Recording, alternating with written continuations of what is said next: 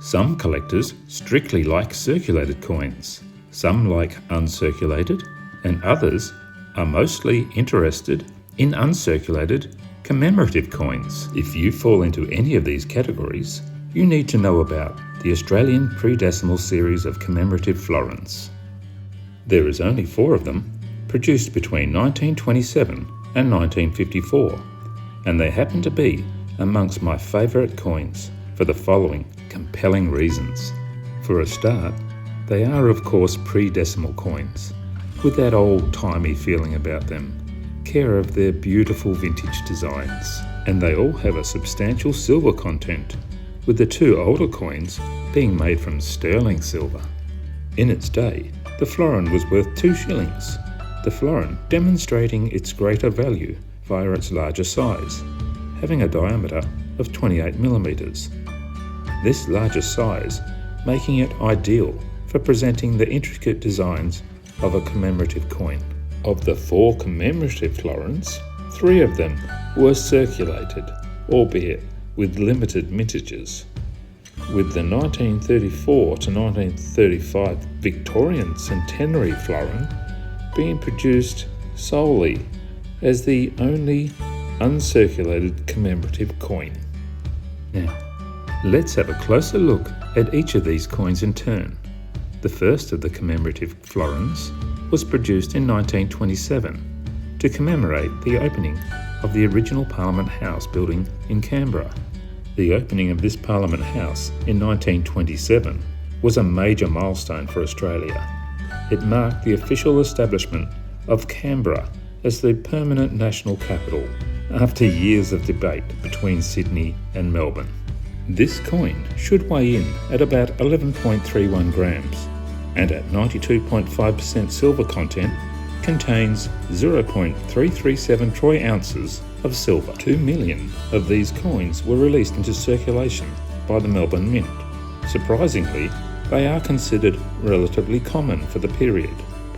The King George V obverse, designed by E.B. McAnell. The reverse by George Kruger Gray. This centenary of Victoria and Melbourne 1934 to 1935 coin is a little more special than the other commemorative florins, its mintage being far lower at just 54,000 coins. It was issued to commemorate the 100th anniversary of Victoria and the foundation of Melbourne. The coins were sold at a premium of 1 shilling to help finance the celebrations planned for the year. 75,000 were struck, but the sales were slow, and at the end of the events, 21,000 remained unsold and were melted.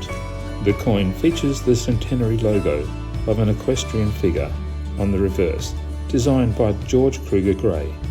The obverse features a revised portrait of King George V, crowned and robed, with a legend simply saying, George V, King Emperor.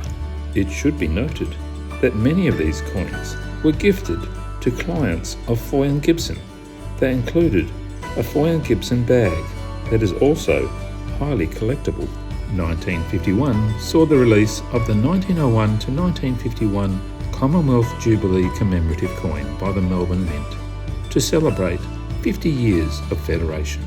By this stage, the silver content of florins had been reduced to 50% silver.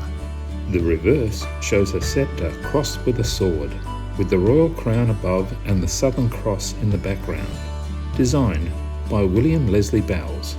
The obverse of the coin depicts the uncrowned head of King George VI, facing left. Finally, we have the 1954 Royal Visit commemorative florin, also produced by the Melbourne Mint. The coin has an intriguing design by William Leslie Bowles, featuring a lion and a kangaroo standing side by side.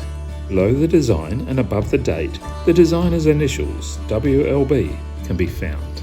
On the reverse, a change from the blokes is found, with the arrival of a young Queen Elizabeth II, facing right, designed by Mary Gillick. So that's the 4 commemorative florins done, and all I have for you today. But if you have enjoyed this video, please remember to like and maybe subscribe, because That is what keeps me creating these videos. Cheers, coinies.